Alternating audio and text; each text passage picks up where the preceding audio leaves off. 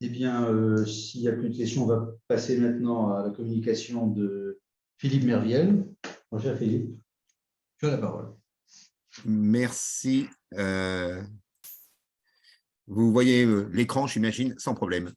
Merci, mon cher Charles. Merci au laboratoire Merck donc, de nous avoir conviés à ce webinaire concernant les nouveautés donc, en endométriose. Et la question qui m'était posée, c'est que peut-on en attendre? Alors, je n'ai pas de conflit. Alors, j'ai un problème pour passer les diapos. Voilà, je n'ai pas de conflit d'intérêt donc en rapport avec ce sujet ni avec un laboratoire pharmaceutique quelconque. Alors, j'ai voulu vous parler de 5 points différents.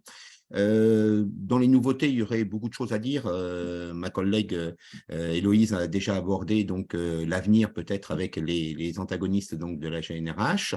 Moi, je me suis appuyé plutôt sur les nouveautés en physiopathologie. Vous allez voir que ça bouge un tout petit peu.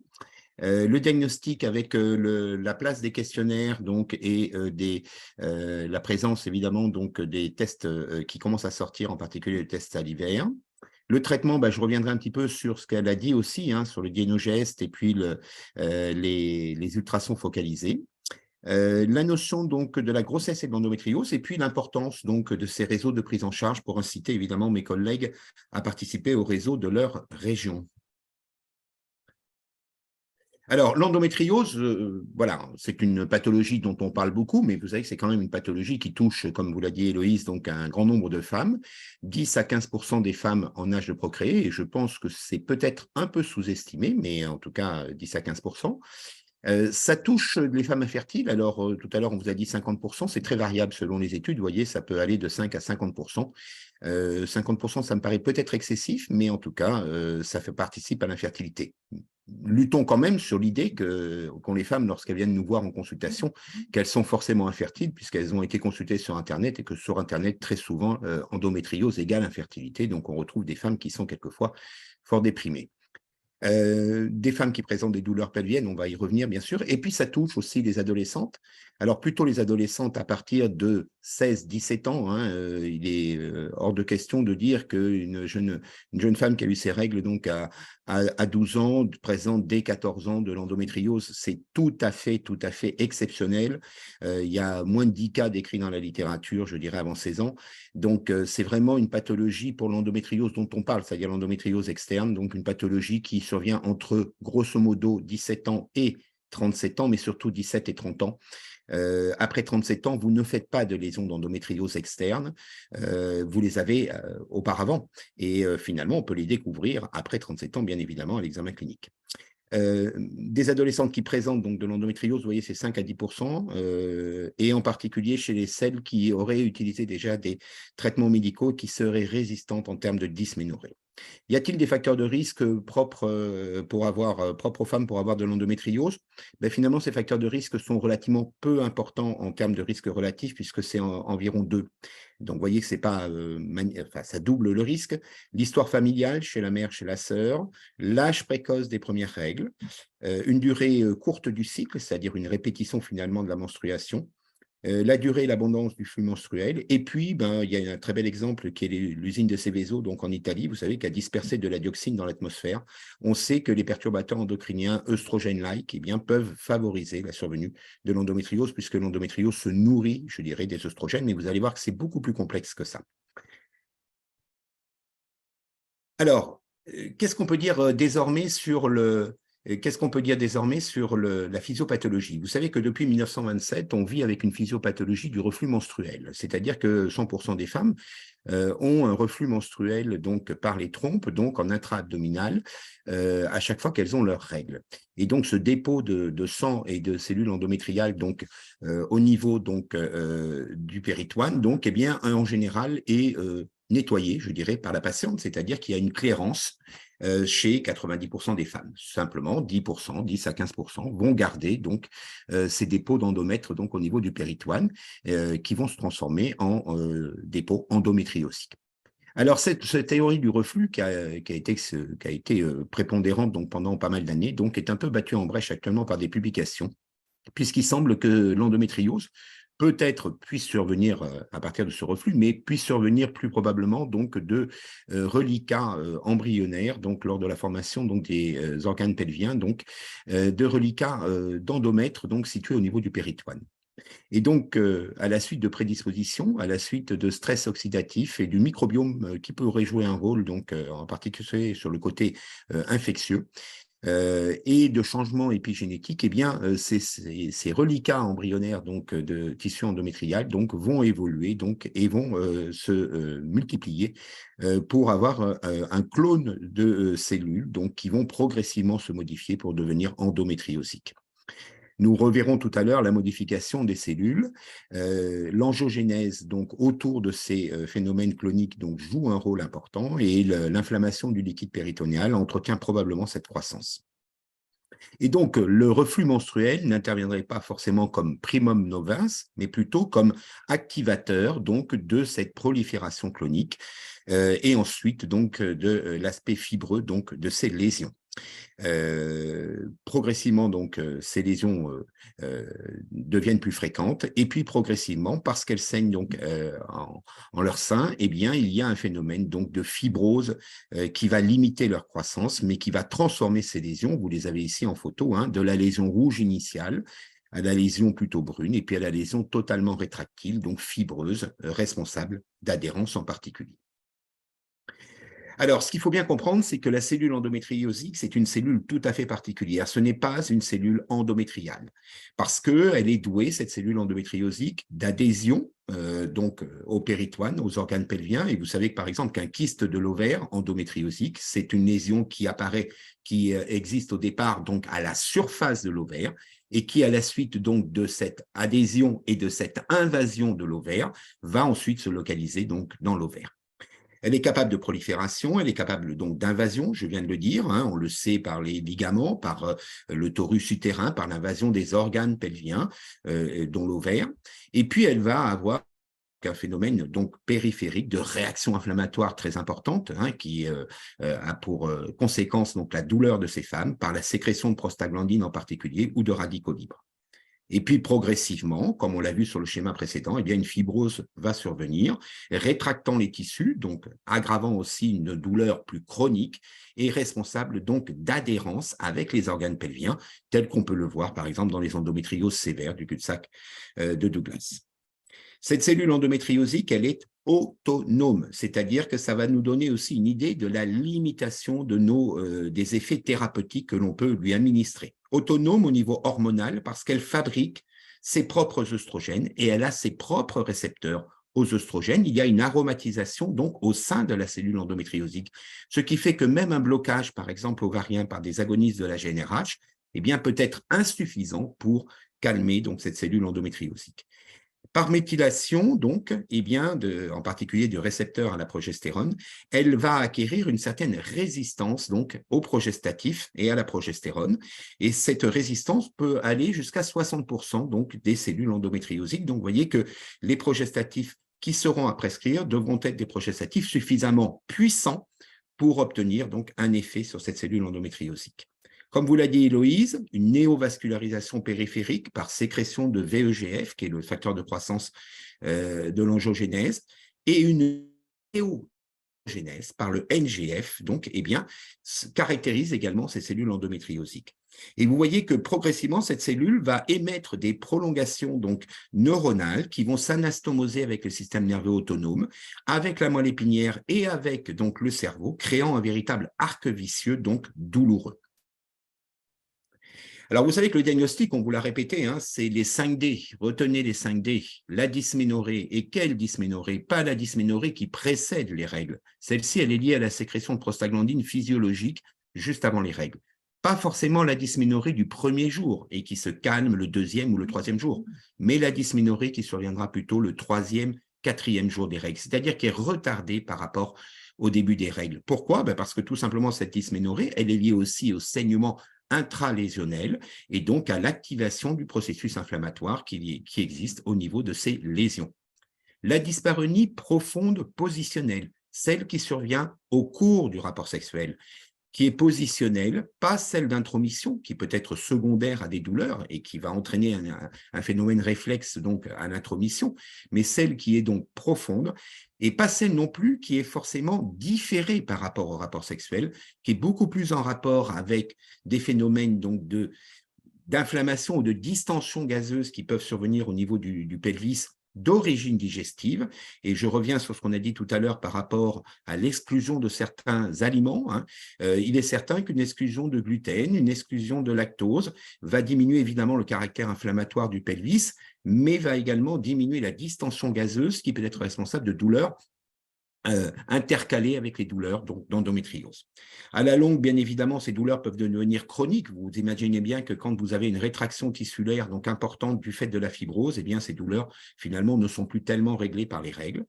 Et puis, il peut y avoir des signes urinaires, dysurie, miction impérieuse, polachyurie sont des signes importants, voire une hématurie s'il y a une invasion vésicale, ou digestif, donc avec des ténesmes, des troubles du transit, plus ou moins des rectorragies. Là aussi, la modification du transit, constipation, diarrhée, au moment de la survenue des règles, peut être un petit signe d'endométriose, mais peut être aussi une réaction tout à fait normale par les prostaglandines sécrétées, donc de l'apparition des règles.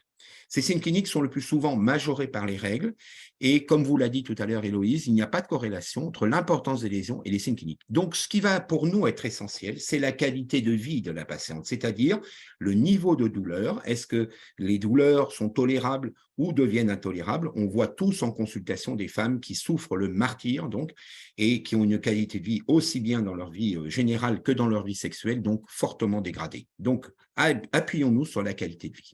Alors, comment faire le diagnostic plus précoce? Parce que finalement, comme vous l'a dit Héloïse tout à l'heure, nous sommes à 7 ans, 7, 8 ans de retard diagnostique en France, 10 ans dans certains pays donc, développés. Donc, vous voyez qu'il y a un véritable retard qui est un retard généralisé.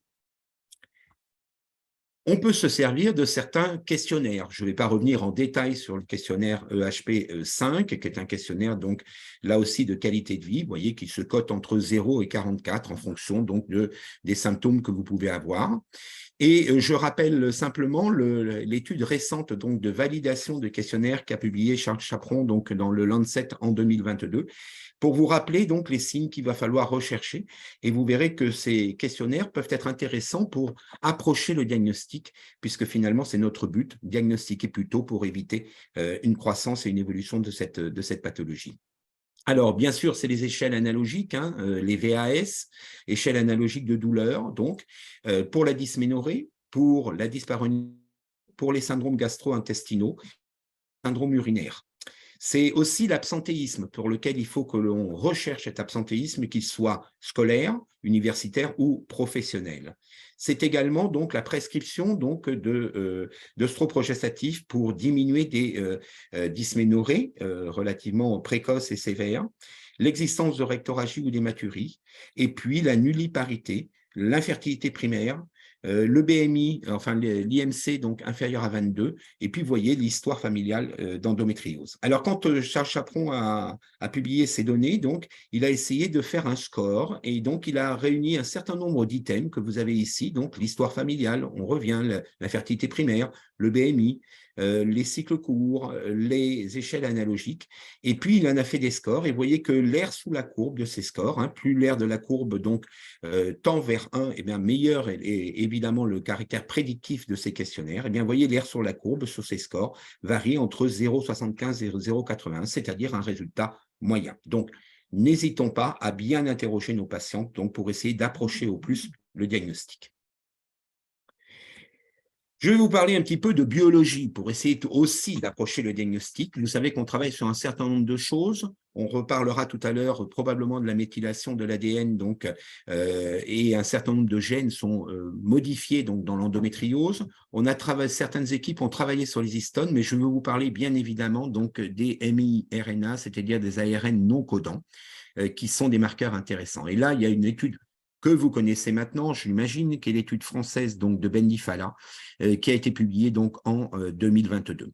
Alors, vous savez que les miRNA, ce sont des petites molécules donc, de RNA qui circulent donc, aussi bien dans le sang que dans certaines sécrétions et que ces miRNA donc jouent un rôle dans l'expression donc protéique au niveau des tissus et qu'une dérégulation de ces miRNA pourrait jouer un rôle là dans la pathogénie de l'endométriose en modulant également l'inflammation, la prolifération, l'angiogénèse et le remodelage tissulaire qui est observé dans l'endométriose.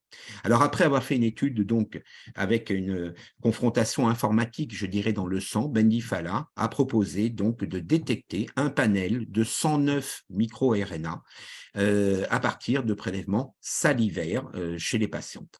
Alors, il faut savoir qu'il y a à peu près plus de 2500 micro-RNA qui sont connus au jour d'aujourd'hui. Donc, vous voyez qu'il a fallu faire un travail informatique important pour essayer d'en sélectionner 109. Cette étude prospective qu'on appelle ENDO-MIRNA donc, a été réalisée donc, dans des centres prenant en charge donc, l'endométriose, coordonnés par Mendifala, donc, chez 153 femmes qui présentaient une endométriose sévère et 47 qui n'avaient pas d'endométriose. Cette endométriose était confirmée, bien évidemment, soit par célioscopie, soit par IRM. Le résultat de son étude est impressionnant, il est même tellement impressionnant qu'il mérite d'être vérifié. Sensibilité de 96% du test, spécificité de 100%, et puis une aire sur la courbe dont je vous ai parlé tout à l'heure, qui est proche de 100%, c'est-à-dire à 98,3%. Il est rare de voir une étude qui a des résultats pareils. Alors, parmi ces miRNA, 4 avaient déjà été étudiés dans l'endométriose, mais vous voyez que 25 étaient inconnus dans cette pathologie et 80 sont impliqués dans des phénomènes autres déjà connus, en particulier en cancérologie, donc de signalisation. L'étude complémentaire est en cours. Et puis, il y a une demande auprès des autorités donc, de santé donc, pour un test qui s'appellera EndoTest, donc, et actuellement qui n'est pas sorti dans le commerce donc, et dont le prix n'est pas encore fixé. Bien sûr, il y a d'autres travaux qui sont faits sur la protéomique, la métabolomique, la génomique, donc ça risque de bouger dans les années qui viennent concernant ces tests diagnostiques, toujours pareil, pour essayer de raccourcir ce délai diagnostique. Alors, je voulais parler des traitements médicaux, on va peut-être un peu se répéter avec Héloïse, mais vous savez que le principe des traitements médicaux, c'est de supprimer les règles. Au départ, on pensait parce qu'elles étaient à l'origine, maintenant peut-être parce qu'elles favorisent finalement cet effet clonique et cette transformation fibreuse.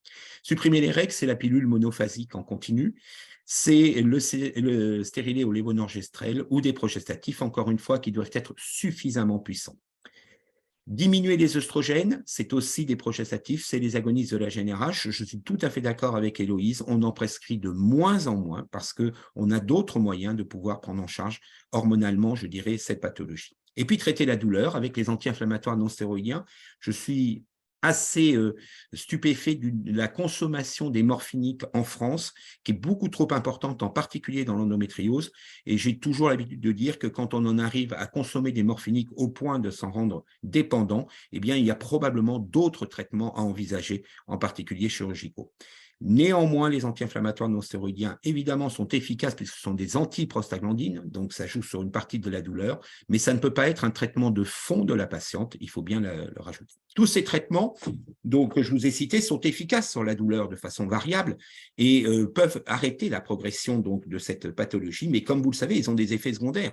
Les progestatifs responsables de prise de poids et de méningiome, comme on a vu tout à l'heure, l'hypoœstrogénie, donc des agonistes de la GnRH, mal tolérés chez les femmes jeunes, puisque c'est essentiellement des femmes jeunes, et puis les phénomènes thrombotiques pour les œstroprogestatifs.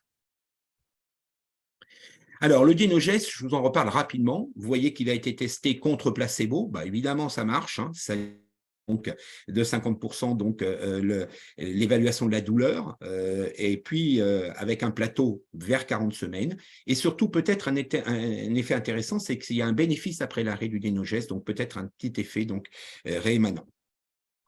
C'est comparable en termes d'efficacité donc à la pilule œstroprogestative en continu, sur la qualité de vie et la dyspareunie.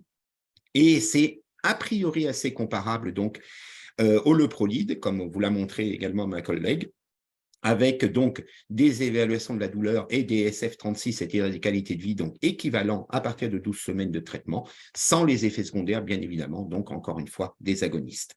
Chez les adolescentes, vous savez, où on rechigne quelquefois à prescrire soit des œstroprogestatifs, soit des progestatifs trop précocement, parce qu'il faut le savoir que ça peut avoir un effet sur la croissance staturopondérale des jeunes femmes, même si celle-ci est principalement acquise au moment de la puberté, eh bien, il peut y avoir une petite diminution de la minéralisation osseuse, mais vous voyez que c'est récupéré 6 mois après l'arrêt, et là aussi, une diminution de 30% de la douleur. Ce que vous a dit Héloïse tout à l'heure, et je le partage, c'est peut-être intéressant pour la diminution des endométriomes, et la réduction est plus importante que sous pilule, et de la prévention des récidives. Vous savez que lorsque l'on opère un endométriome ou lorsque l'on prend en charge un endométriome, eh bien, il faut prescrire, en l'absence de désir de grossesse, une contraception soit orale en continu, soit peut-être du dénogeste pour éviter donc les récidives. Vous voyez que là, la diminution elle est quasiment de 50%, 41%, et on améliore la douleur de la même façon de 50%. Mais attention, le dénogeste qui pourrait passer en effet en première intention, et c'est très probablement ce qui va se passer, n'est pas une contraception et nous sommes chez des femmes jeunes. Il faut les prévenir. La recommandation dans le Vidal, c'est de dire dénogeste plus préservatif. Mon intention, c'est de vous dire deux choses. D'abord, si on utilise une spécialité pharmaceutique où il est associé à l'éthénylestradiol, et vous savez qu'il y a 4 pilules où il y a une association donc à des œstrogènes ou à l'éthénylestradiol. Eh bien, quand c'est associé à l'éthénylestradiol, il ne faut pas oublier que le dénogeste associé à l'éthénylestradiol présente le même risque thrombotique qu'une pilule de 3e génération, c'est-à-dire multiplié par environ 1,6 à 2 par rapport à une pilule à base de lévonorgestrel. Donc, pour ma part, lorsque j'ai une jeune femme en face de moi qui prend du dénogeste ou accepte de prendre du dénogeste et qu'elle souhaite une contraception, eh bien sûr, on lui propose le préservatif comme le Vidal nous l'indique, mais on peut parfaitement combiner le dénogeste avec un implant, un microprogestatif ou un stérilet au lévonorgestrel sans risquer de faire un surdosage, donc en progestatif, bien évidemment. J'ai voulu vous dire un petit peu ce qui se passait dans le monde, mais Héloïse l'avait un petit peu abordé. Vous voyez que la pilule œstroprogestatif, le stérilet au lévonorgestrel pour le HAS et le CNGOF, donc en 2017, c'est de classe B. Et les progestatifs, le dénogeste, c'est en 2e intention, donc de classe C. Pour l'Eschreux en 2014, c'est plutôt les progestatifs, le dénogeste qui est en grade A, et c'est la pilule œstroprogestatif, le stérilet au lévonorgestrel, plutôt en classe B.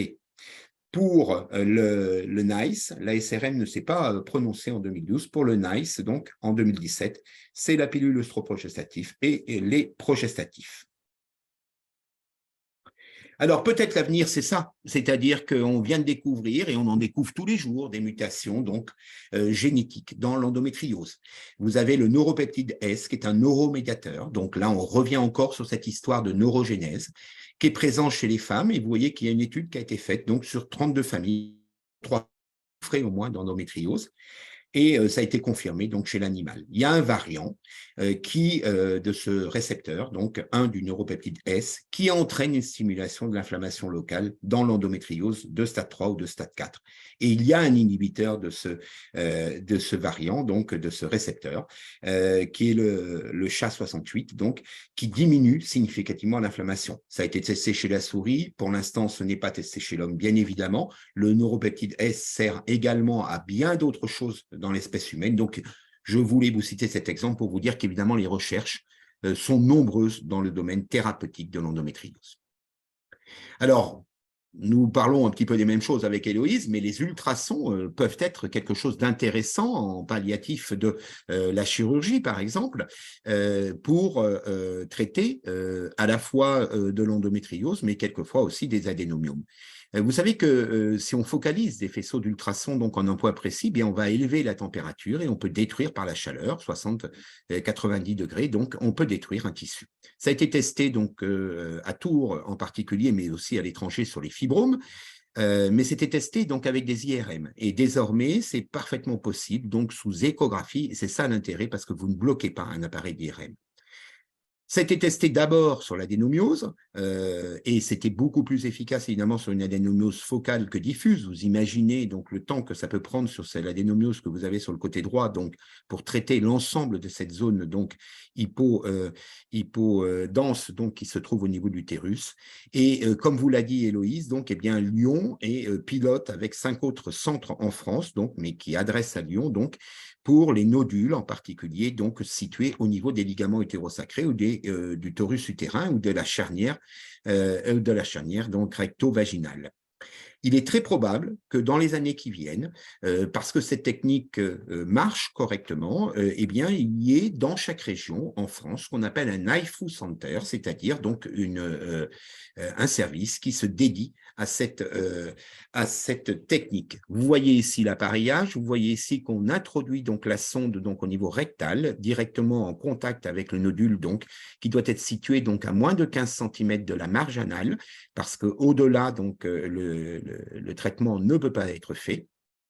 Et vous avez ici les résultats de l'étude de Dubernard qu'il a publié donc en 2020, avec en bleu la situation initiale, vous voyez, avec finalement donc une certaine limitation, et puis progressivement à 3, 6 et 9 mois, eh bien vous avez donc l'amélioration donc d'un certain nombre de fonctions, donc à la fois sociales, physiques, donc après traitement. Vous avez en haut donc le petit histogramme. Dernier point que je voulais aborder avec vous, c'est la grossesse. On a souvent parlé donc de complications donc pendant les grossesses donc liées à l'endométriose. 2 études un peu divergentes. L'étude donc australienne de Ibibele qui a fait 4 groupes. Un groupe donc, et vous voyez que les groupes sont quand même assez conséquents, un groupe sans endométriose, sans assistance médicale à la procréation, qui est le groupe de référence. Ensuite, elle a voulu regarder ce que donnait donc l'assistance médicale à la procréation. On a déjà certaines données donc de par les grands registres. Et puis les groupes endométriose sans assistance médicale à la procréation et endométriose avec assistance médicale à la procréation. Donc, vous voyez que le passage en assistance médicale à la procréation crée un certain nombre de complications, accouchement prématuré, voire très prématuré, inférieur à 33 semaines, des petits points de naissance en particulier. Si vous avez de l'endométriose sans assistance médicale à la procréation, ben vous gardez un petit peu plus donc d'accouchement prématuré, voire très prématuré, voire prématuré moyen, et puis pas forcément donc de diminution du point de naissance. Et lorsque vous associez donc de l'endométriose à de l'assistance médicale à la procréation, eh bien vous gardez toujours cette notion donc d'accouchement prématuré, mais voyez, désormais inférieur à 37 semaines. Donc peut-être pas non plus tant de pathologies avec l'endométriose selon cette étude.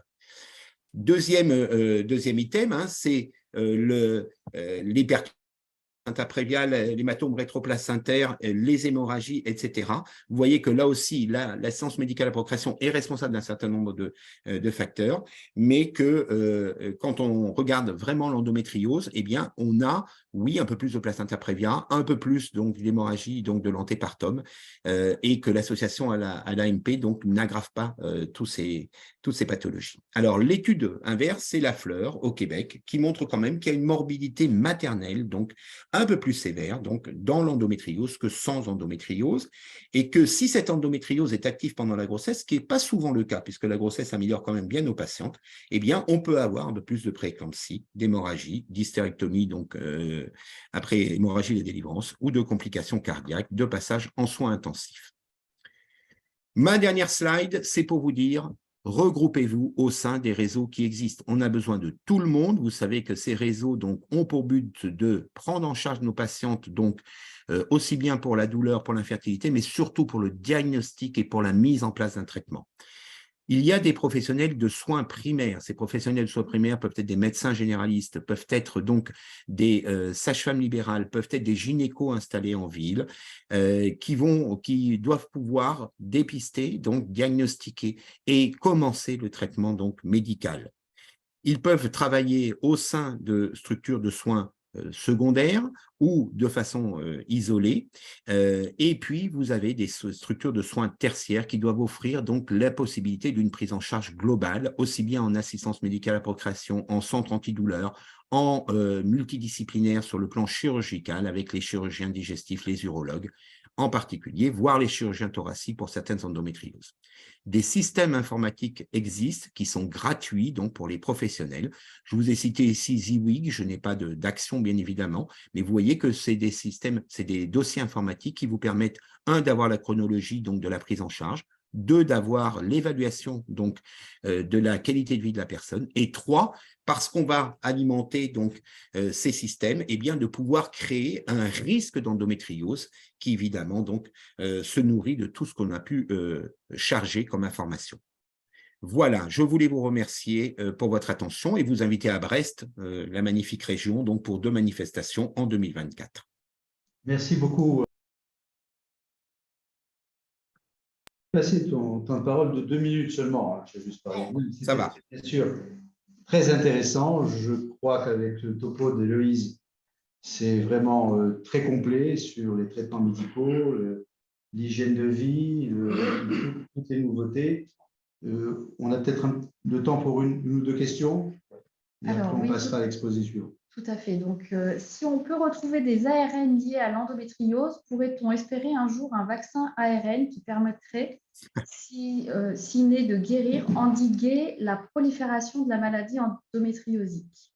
Alors, bon, très bonne question. Hein. C'est des vaccins ARN. Vous avez vu le nombre de micro-RNA que nous avons. Donc, je crois que si on fait un vaccin avec 109 micro-RNA, si tant est que, évidemment, l'étude complémentaire confirme bien les premiers résultats, ça va être un petit peu compliqué. Voilà, peut-être que les actions à venir, à l'avenir, ça sera pour endiguer la maladie. D'abord, les micro-RNA serviront peut-être à dépister, mais pour endiguer, peut-être qu'il faudra jouer sur le microbiome intestinal, peut-être qu'il faudra jouer sur l'infection, peut-être qu'il faudra jouer sur des choses comme ça qui pourront peut-être être intéressants. Tout à l'heure, on a parlé de l'angiogénèse. Il y a des médicaments anti-angiogéniques qui pourraient être aussi intéressants parce que cette fichue maladie s'auto-nourrit tout seul, c'est-à-dire qu'elle est capable de fabriquer ses hormones, elle est capable donc d'avoir sa vascularisation et donc c'est quelque chose qui a une autonomie qui est assez désespérante d'ailleurs. En ce qui concerne les micro-RNA, donc les tests salivaires, pour l'instant, ça a été montré sur des patientes qui présentaient une endométriose sévère. Donc Absolument. on fait un diagnostic. Et pour l'instant, on ne sait pas sur le tout venant. Non, absolument. Dieu merci. Ouais, Dieu merci, tout le monde n'a pas une endométriose sévère. Voilà, c'est quand même pas la forme la plus fréquente.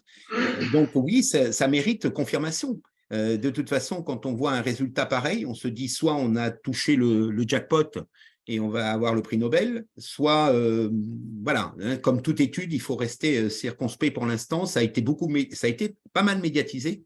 Je crois que, voilà, d'abord, le test n'est pas sorti. 2, on va attendre l'étude complémentaire. Il nous faut beaucoup plus de cas et de stades différents. Comme tu le sais, c'est passé dans le public, donc forcément, nous sommes Bien sûr. très demandés pour ça. Qu'est-ce qu'on fait, docteur? Enfin, bon, bref.